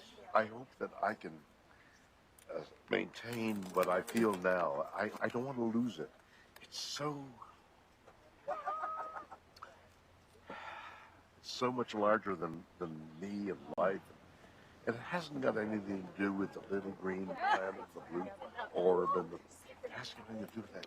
It has to do with the enormity and the quickness and the suddenness of life and death. Oh my God. It's so beautiful. Beautiful, yes, beautiful in its way, but... No, I mean your words. Oh, my words. It's just amazing. I don't know. I can't even begin to express what I would love to do is to communicate as much as possible the jeopardy, the moment you see how the vulnerability of everything. It's so small. This air, which is keeping us alive, is thinner than your skin. It's a sliver. It's immeasurably small when you think in terms of the universe. It's negligible. This air, Mars doesn't have it. Right there. Nothing. I mean, and when you think of way carbon dioxide changed to oxygen, and what is it, 20%, and suddenly that level that sustains our life. It's so thin. To dirty it. I mean, that's another whole And you shoot subject. through, what you were saying about shooting through it so fast. So quickly, 50 miles Then you're just in blackness. You're in death. Yeah. The moment This is life. This is life, and that's death. And it's in an instant, you go, wow, that's death. That's what I saw. That's amazing. That's amazing. And wow. I am overwhelmed. I had no idea. We were talking earlier before going, well, it's going to be different. It's going to, and you have whatever that phrase is you have a different view of things. It doesn't begin to explain, to describe what for me. I mean, everybody's going to, but. And this is now the commercial. Everybody, it would be so important for everybody to have that experience through one means or another. I mean, maybe you could put it on 3D and wear the goggles and have that experience. I mean, that certainly is a technical possibility. But what you need also, we're lying there and I'm thinking, listen. One delay after another delay, we're lying there. And I think, how do I feel? And I'm thinking, I'm a little jittery here. And when they move the pins, there's something in the engine. They found an anomaly in the engine. They found an anomaly in the engine. We're going to hold a little longer. Oh, you're going to hold a little longer. And I feel this, the stomach, the biome inside. And I'm thinking, okay, I'm thinking I'm a little nervous here. Another delay, I'm a little more nervous. And then the thing starts. By the way, the simulation they have to be warned. It's only a simulation. Everything else is much more powerful. Doesn't capture the, and besides which, the jeopardy. Bang! This thing hits. You go, that wasn't anything like the simulation. The G-forces. The G-forces. And you're studying, what's going to happen to me? Am I going to be able to survive the G-forces? You feel that? Am I going to survive it? Yeah. And then I think, good Lord, just getting up the bloody gantry was another. Oh my God, what an experience! What? Nothing. It looked like you had a moment of camaraderie with your. Oh, we all hugged crewmates each up other. there and- You share. It's like being in battle together, really. And there is this bonding of being in battle, but you're also embattled inside yourself. Oh my goodness! Wow, I have had an experience. We're gonna pin you guys now. Woo! Okay. All right. Bill. Wow. Remember that conversation we had about it not being expectations? Thank you again, everybody, for joining us live. Our second New Shepard astronaut crew has made it home. We just heard some wonderful words from William Shatner, Captain Kirk, who finally had the opportunity to go to space. He became the oldest person to have ever flown to space at the age of 90, if you can believe it. He, of course, went up there with our very own Audrey Powers, our two customers, Glen de Vries and Chris Boshuizen. Jackie, you heard what William Shatner was saying. What a moment. Everybody needs to see this. He was commenting on, the fragility of it all, just how thin. You think, oh, here we are, it's all covered in blue. But then when you go in a rocket, go through it, and you see how quickly it turns to black. I mean, he was literally moved to tears by it. And it is, we've talked about it before. Rockets with people on board is an emotional experience.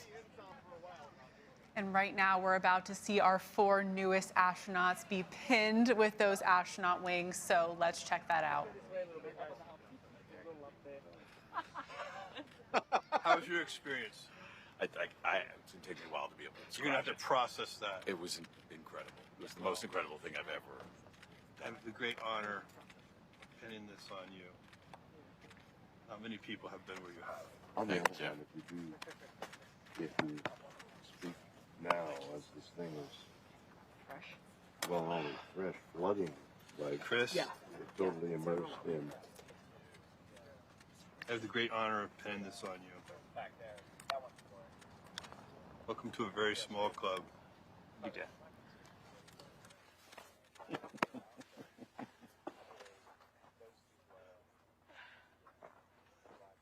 Bill, it's my real honor to pin this on you.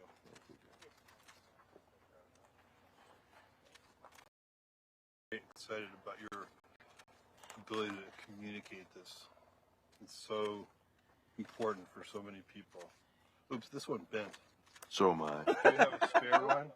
I never wanted to tell We him. have a spare, don't worry. No, sorry, this is Audrey's. Oh, See, can we get a spare one for Bill real quick? Or you think you can unbend that? I was going to try. That's all right, guys. No, we'll get it. Let's pretend I didn't. Wow, do it. good job. Look at her. Perfect. Did she unbend it? She did. Clutch. This is the hardest part of the mission. All right. Thank Bill, you. you're amazing. You're an amazing person.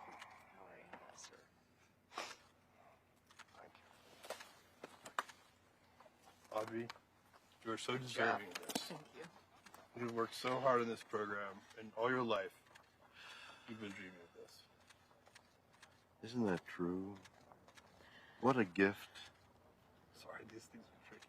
I can see, I have more sympathy for Jeff Ashby now. Poor guy. He had to do it in front of a big crowd. It's just that the Nomex is very tough. Oh, that's true. It's like really fights you. There we go. I heard it. I heard it. That's snap. Congratulations. Jeff. Thanks so much. Okay, guys, we have 4 astronauts before you.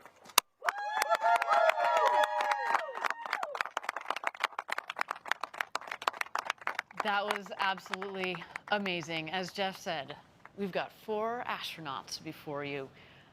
Thank you, everybody, for joining us today for Blue Origin's second human flight.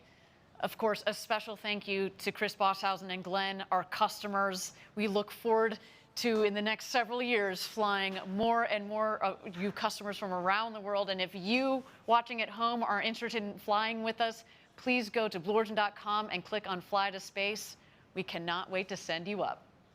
Jackie, thank you so much for spending this time this morning on the desk with you. It was so much fun. Thank you, Ariane. It was an incredible day, and I cannot wait to hear the stories from these astronauts, especially Audrey. I'm so excited to see her, give her a big hug, and hear how her experience was. Absolutely, and we already heard from William Shatner and how he's still trying to find his words, and certainly Glen and Chris, who have vowed as well to share the story with the rest of the world. Cannot wait to hear that.